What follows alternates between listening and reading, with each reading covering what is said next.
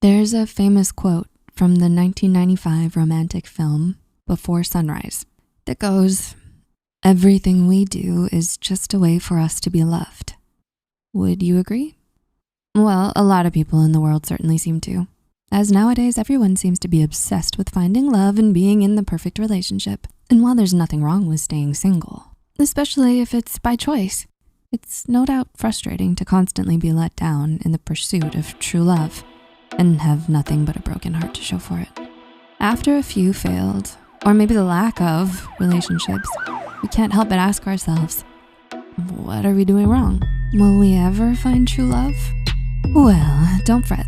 Luckily, psychology has a few good answers for why true love seems to elude a lot of us and what we can do about it. So, with that said, here are 6 of the most common beliefs that keep people single. I'm incomplete without a relationship. Have you ever noticed that ironically, it's always the people who want to be in a relationship the most that just can't seem to make it work?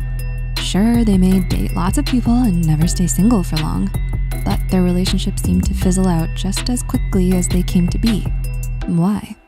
Well, it's probably because they've mistakenly come to believe that they need a relationship in their life to be happy. This belief echoes enmeshment, which is a concept in psychology and psychotherapy introduced by Salvador Minachin to describe families where personal boundaries are diffused and over-concern for others leads to a loss of autonomous development. But unbeknownst to them, it's actually that kind of desperation that's holding them back from finding true love. Because a lot of the time, they'd probably just settle for whoever comes along who's interested in them without truly reflecting on what they want in a partner, what they want out of a relationship, and their worth as a person, even without one. It didn't work out for my parents, so it won't work out for me.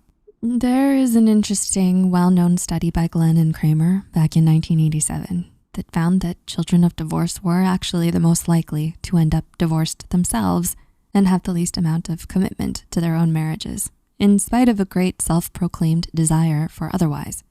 And many psychologists and researchers since then have speculated that it's because parental divorce can have a powerful and lasting effect on our attitudes towards relationships, even when we grow older.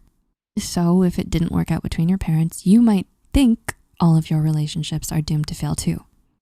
Beliefs about abandonment. Experiencing parental abandonment in your earlier life can also negatively impact our chances at success in forming meaningful and lasting relationships. In attachment theory, we'd call having this kind of belief a characteristic of those who are anxious avoidant. People who have this kind of insecure attachment style tend to have a negative view of others, but a positive view of themselves. So they become overly self-reliant, emotionally distant, and afraid of intimacy and commitment.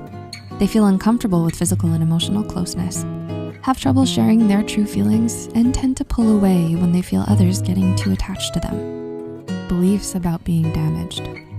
Studies such as the one by Hansen in 2010 show that people who've experienced a traumatic event, especially a toxic or abusive relationship, tend to wrestle with a lot of feelings of guilt, self-blame, and worthlessness.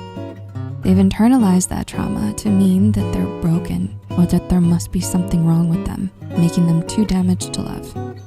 But if this is true for you, it's important that you understand that you are not what happened to you, and that the harm other people brought upon you was never your fault.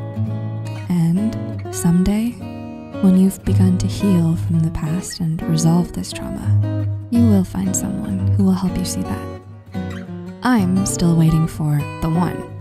Lastly, but certainly not least, another belief that might be keeping you single is the idea that there's someone out there who'll be able to perfectly meet all of your unrealistically high standards and expectations. Don't get us wrong, there is nothing bad about believing in soulmates. It's just that so much of the logic behind it is inherently flawed.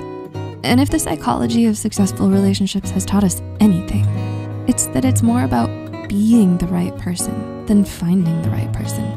To illustrate, one of the most famous relationship experts in the world, psychologist John Gottman, has found that all happy long-term relationships exhibit mutual understanding, awareness, acceptance, respect, and reciprocity of appreciation and relationship maintenance.